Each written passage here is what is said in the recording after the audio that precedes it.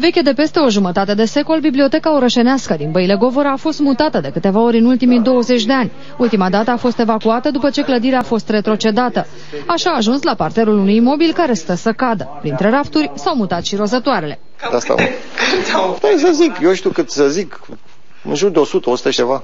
Sunt și șoareci care urcă pe canalizare, clădirea cred că este totuși o situație normală, având în vedere că există foarte multă carte în clădire și clădirea este construită în jurul anului 1904, deci e mai veche de 100 de ani. Ca să scape de șoareci, angajații bibliotecii au recurs la metoda clasică, au adus o pisică. Situația s-a îmbunătățit pentru că am adus o pisică.